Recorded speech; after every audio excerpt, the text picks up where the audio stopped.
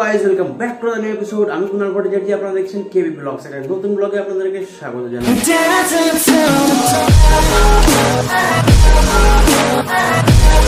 তো আপনারা হয়তো জানেন, আপনাদের বাড়িতে যদি এসি আছে তো 1 বছরে 3টে সার্ভিসিং ফ্রিতে দেয়। তার মধ্যেই আমাদের হচ্ছে আজকে লাস্ট সার্ভিসিং এর ডেট। তো শেষ সার্ভিসিংটা কেমন হয় আপনাদের ওই টপিকে আজকে ভিডিওটা দেখাবো।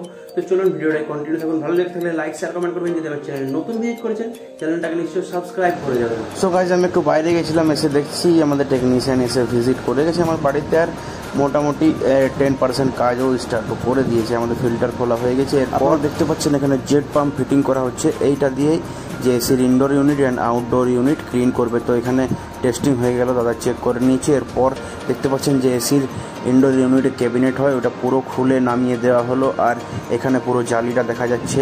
আর ওয়াশিং ব্যাগ লাগানো হচ্ছে। এই ওয়াশিং ব্যাগটার কাজ কি, আপনি যখন ইনডোর ইউনিটে কিংবা আউটডোর ইউনিটে তো জল লাগেই, ইনডোর ইউনিটে যখন পরিষ্কার করবেন তো এই ব্যাগটা যদি লাগিয়ে দেয়, তারপরে যখন জেট স্প্রেটা দিয়ে স্প্রে করবে তাহলে এই দিক ওই দিক জলের ছিটা পাবে না আর আপনার দেওয়াল নষ্ট হবে না। এরপর দেখতে পাচ্ছেন স্প্রে চালু হয়ে গেছে। আর স্প্রেটা দেওয়া মাত্রই কিন্তু এই জায়গাটা দেখতে পাচ্ছেন ক্লিন লাগছে, একটু হলেও ক্লিন লাগছে। তো এরকমভাবে স্প্রের প্রসেসটা একটু বেশিক্ষণ ধরে চলবে।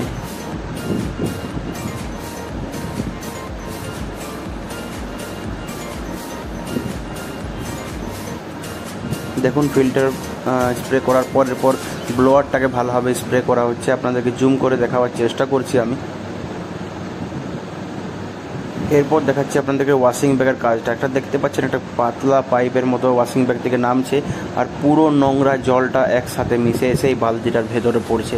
আর আপনারা দেখতে পাচ্ছেন কি নোংরাই না জলটা। মোটামুটি পুরো ক্লিন করা হয়ে গেছে। এরপর ইনডোর ইউনিটের যে ক্যাবিনেটটা আছে ওইটা ভালোভাবে স্প্রে করে পরিষ্কার করানো হচ্ছে।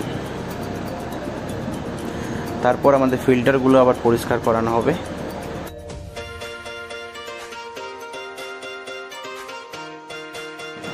মোটামুটি ইনডোর ইউনিটের কাজ শেষ হওয়ার পর আউটডোর ইউনিটের কাজে দাদা এসে গেছে। আপনারা দেখতে পাচ্ছেন ভালোভাবে আউটডোর ইউনিটটাও জেট স্প্রে দিয়ে পরিষ্কার করে নেওয়া হচ্ছে।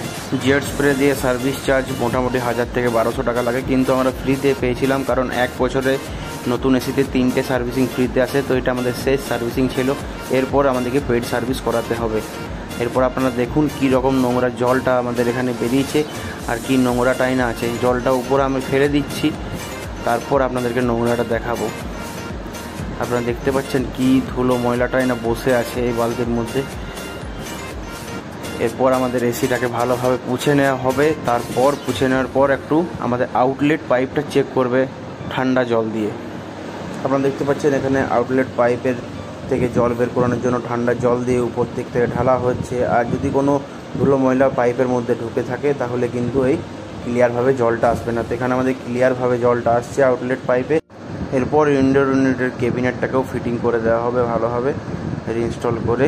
তারপরে ভালোভাবে পরিষ্কার পরিচ্ছন্ন করে পুছে আমাদের আজকের 3rd সার্ভিসিংটা কমপ্লিট করে দেওয়া হলো। এরপর আমাদেরকে পেড সার্ভিসিং করাতে হবে 1000 থেকে 1200 টাকা। মিডিল ক্লাস বাড়িতে কিন্তু 4 থেকে 5 মাসের বেশি এসি চলে না, তাই দুর্গাপূজার পর থেকে কিন্তু গরমটা খুবই কমে যায়। তাই সে সময় আর এসি চালানোর দরকার পড়ে না। তাই এরকমভাবে সার্ভিসিং করিয়ে কাপড় কিংবা কভার ঢাকা দিয়ে আপনারা যদি রেখে দেন, তার পরের বছর আবার ইউজ করে এই টাইমে দুর্গাপূজার টাইমে আপনারা সার্ভিসিং করে রেখে দিলে দীর্ঘদিন এসিটা কিন্তু ভালো থাকবে। আজকের ব্লগটা এখানে শেষ করলাম। দেখা হচ্ছে নেক্সট ব্লগে। ভালো থাকুন, সুস্থ থাকুন।